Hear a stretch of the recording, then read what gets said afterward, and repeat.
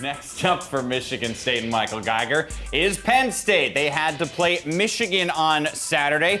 It was also senior day in Happy Valley. Remember, 6 of these players were in that last class for Joe Paterno. Midway through the first, Michigan down 3-0. Jake Butt from Jake Rudock as the Wolverines take a 7-3 lead.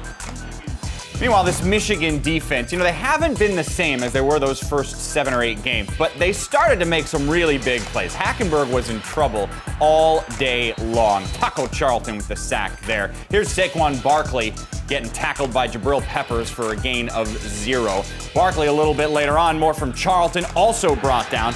This Wolverine D had 10 tackles for loss, 4 sacks on the day.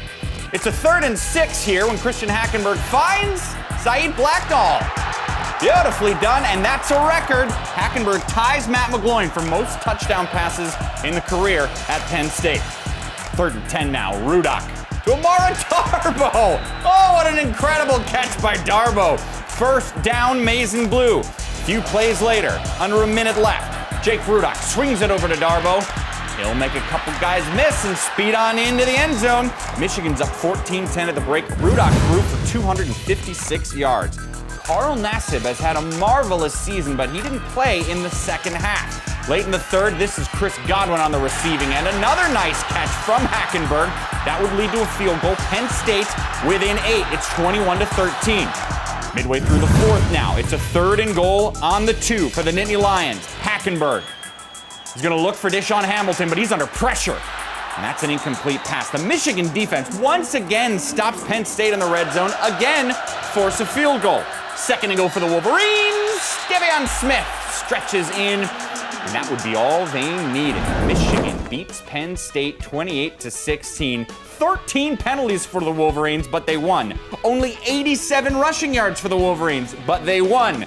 Thanks in part to Rudock, who has 3 straight 250-plus yards passing, which is the first time any Michigan QB has ever done it.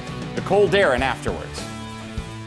Jake, you guys really were clicking on offense out there in every sense of the word. How did you guys feel out there? We felt good. We felt confident. But with that said, we understood that they're a really good defense, and they are after we playing them. And our coaches told us all week, no yards going to come easy, and they didn't. So, a lot of credit to them for doing a good job. But we were just, fortunate on the right side today. Speaking of confidence, the defense had to give you plenty of confidence in this one. Really, they've had to shuffle around due to injuries, and they came up huge today.